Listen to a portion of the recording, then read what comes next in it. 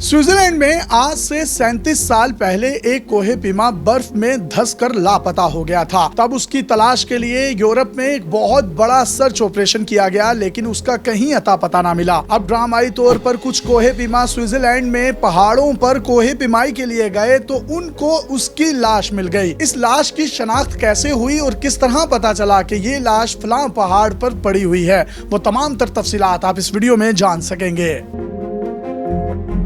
हुआ कुछ यूं कि कुछ कोहे पीमा स्विट्जरलैंड के थियोडोलाइट ग्लेशियर के ऊपर हाइकिंग के लिए गए। रास्ते में उन्होंने एक बूट देखा जिसको आप अपनी स्क्रीन पर देख सकते हैं। ये बूट आधा बर्फ में दबा हुआ था। इस पर पुलिस को इत्तला दी गई। पुलिस आई और पुलिस ने बर्फ की खुदाई शुरू कर दी। खुदाई के दौरान वहाँ एक लाश मौजूद थी। पुलिस ने इस लाश को डीएनए के लिए अस्पताल में मुंतकिल किया, जहाँ इस बात की तस्दीक हो गई कि ये लाश 37 साल पहले लापता होने वाले एक कोहे पीमा की है। इस कोहे पीमा का ताल्लुक जर्मनी से था। ये सितंबर 1986 में यहाँ हाइकिंग के लिए आया और लापता हो गया। इसकी तलाश के लिए उस जमाने में एक बहुत बड़ा सर्च ऑपरेशन किया गया, लेकिन उसका कोई सुराग नहीं मिला। ये केस कई दहाइयां पहले क्लोज हो गया था, लेकिन अब इस कोहे पीमा की लाश मिल चुकी है। पाकिस्तान समेत दुनिया भर में ग्लेशियर्स इंतहाई तेजी के साथ पिघल रहे हैं। यही वजह है कि पिछली कुछ दहाइयों में स्विट्जरलैंड में भी ग्लेशियर्स इंतहाई तेजी से पिघलना शुरू हो गए हैं। स्विट्जरलैंड का ये खित्ता राउंड स्कीइंग के लिए बहुत मशहूर है और यूरोप का सबसे बुलंद तरीन स्काई का मुकाम है। यहाँ पर जो मुकामी स्पोर्ट्स है, वहाँ पर लोग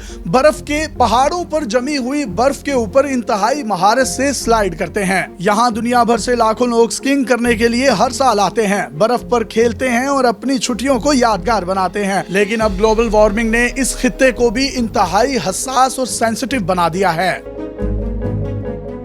जिन ग्लेशियर से जर्मन कोहे पीमा की लाश मिली, पहले ये एक और ग्लेशियर्स गवर्नर से जुड़ा हुआ था, लेकिन 1980 में ये दोनों ग्लेशियर्स अलग हो गए। स्विट्जरलैंड के ग्लेशियर्स पिघलने की वजह से हर साल सयाहों को वहाँ कोई ना कोई बरसों पुरानी खोई हुई चीज मिल जाती है। पहले साल एक और ग्लेशियर से 1968 में गिरकर तबाह होने वाले तैयारे का मलबा बरामद हुआ था। 2014 में भी ऐसा ही एक वाकया पेश आया था। हेलीकॉप्टर का एक पायलट मशहूर चोटी मैटरहॉर्न पर कुछ सामान पहुँचाने जा रहा था। इसी दौरान उसने एक गैर मामूली चीज देखी। हुकाम ने जब उसकी बताई हुई जगह की तलाशी ली तो यहाँ से एक बरतानवी कोहे पीमा जोनाथन कॉनल की लाश मिली। ये 1979 में लापता हुआ था। 2015 में दो जापानी कोहे पीमाओं की लाशें भी मैटरहॉर्न ग्लेशियर के किनारे से दरियाफ्त हुई। ग्लेशियर्स पिघलने की वजह से सिर्फ इंसानी बाकियात ही बरामद नहीं हो रही, बल्कि एक और मसला भी दरपेश है। इससे इटली और स्विट्जरलैंड के दरमियान बॉर्डर भी तब्दील हो रहा है। 2022 में बॉर्डर पर बर्फ पिघली तो दोनों मुल्कों की सरहद तकसीम हो गई। दोनों मुल्कों के दरमियान सरहद की हदबंदी उस एरिया से की गई थी जहां से पिघला हुआ पानी एक दूसरे मुल्क की तरफ जाता है। ग्लेशियर्स पिघलने की वजह से पानी पिघलने का मुकाम तब्दील हो चुका है। इससे सरहद भी तब्दील हो गई। इटली में स्कीइंग के लिए एक मशहूर इलाका मौजूद था, लेकिन अब ये तकनीकी तौर पर स्विट्जरलैंड की हदूद में आ चुका है।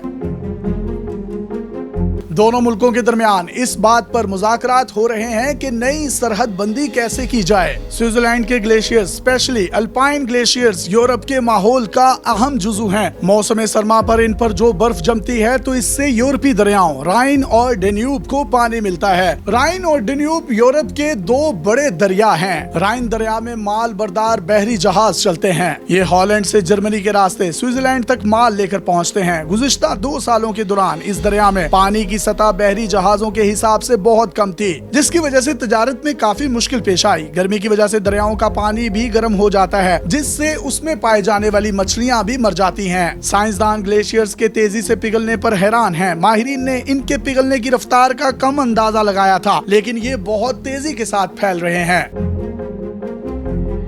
गुज़िश्ता साल तक स्विट्जरलैंड के ग्लेशियर्स 1931 के मुकाबले में अपना आधे से ज्यादा बर्फ खो चुके हैं। अगर इनके पिघलने की रफ्तार यही रही तो ये 21वीं सदी के आखिर तक मुकम्मल तौर पर खत्म हो जाएंगे और स्विट्जरलैंड की खूबसूरती जो पूरी दुनिया में मानी जाती है, शायद वो सफाए हस्ती से मिट जाए। जमीन का दर्जा हरारत तेजी से बढ़ रहा है। जुलाई 2023 के पहले 3 हफ्तों को इंसानी तारीख का सबसे गर्म तरीन वक्त करार दिया गया। ये महीना इतना गर्म रहा कि इसने 1 20,000 साल का रिकॉर्ड तोड़ दिया। माहिरीन का कहना है कि पहले जमीन गर्म हो रही थी, लेकिन अब जमीन दहक रही है। जमीन के दहकने की वजह से बहुत सी माहौलियाती तब्दीलियां वकू पजीर हो रही हैं, जिसका एक मुजाहरा सैलाबों की सूरत में देखने को मिलता है। पाकिस्तान मौसमियाती तब्दीलियों के हवाले से दुनिया में अफेक्ट होने वाले मुमालिक में पहले नंबर पर है। यही वजह है कि पाकिस्तान में हर साल सैलाब की शिद्दत पिछले सैलाब से ज्यादा होती है और तबाहकारियां इतनी होती हैं, लोगों के जानो माल समेत मुल्क की मैशियत तक तबाही के दहाने पर पहुंच आती है। पाकिस्तान समेत दुनिया भर के बड़े बड़े पहाड़ों पर मौजूद ग्लेशियर्स पिघल रहे हैं, जिसका सबसे बड़ा जुर्मदार इंसान ही है। तरक्की याफ्ता मुमालिक तो अपने लिए कुछ ना कुछ कर लेंगे, लेकिन तरक्की पजीर मुमालिक, जिनमें पाकिस्तान सरे फहरिस्त है, पाकिस्तानी गवर्नमेंट और इदारों को चाहिए कि ग्लोबल वार्मिंग और मौसमियाती असरात की इंटेंसिटी को कम से कम रखने के लिए कम से कम अपने मुल्क में तो कोई कवानीन या पॉलिसियां बनाई जाएं। अपने मेजबान यासिर शामी को पाकिस्तान के सबसे बड़े digital media network daily Pakistan से इजाजत दीजिए और देखते रहिए डेली पाकिस्तान। अल्लाह हाफिज।